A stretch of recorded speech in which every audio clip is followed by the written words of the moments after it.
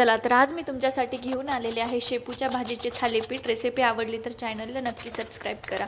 तर इथे मी शेपू बारीक कट करून घेतले, एक मीडियम साइजचा कांदा पण कट करून घेतला, तो शेपूमध्ये ॲड करून घेतला। त्यानंतर कोथिंबीर कट केली, ती पण ॲड केली।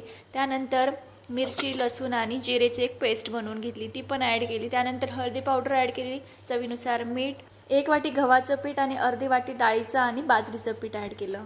सर्व एकत्र ॲड करून घेतलं आणि व्यवस्थित मिक्स करून घेतलं। त्यानंतर गरजेनुसार पाणी ॲड करायचं आणि घट्टसर असा त्याचा गोळा तयार करून घ्यायचा। त्यानंतर पोळपाटवरती मी एक कॉटनचा कपडा घेतला आणि त्यावरती थालीपीठ थापून घेतलं। तर दाखवल्याप्रमाणे तुम्ही थालीपीठ थापून घ्यायचं। त्यानंतर तवा घ्यायचा, त्यावरती तेल स्प्रेड करून घ्यायचं। त्यानंतर त्यावरती आपण केलेलं थालीपीठ ॲड करून घ्यायचं, तेल ॲड करून घ्यायचं। त्यानंतर दोन्ही साइडने थालीपीठ व्यवस्थित भाजून घ्यायचं। तर त्यानंतर तुम्ही बघू शकता इथे आपले थालीपीठ रेडी आहे। रेसिपी आवडली असेल तर चॅनलला नक्की सबस्क्राइब करा आणि व्हिडिओला एक लाईक नक्की करा।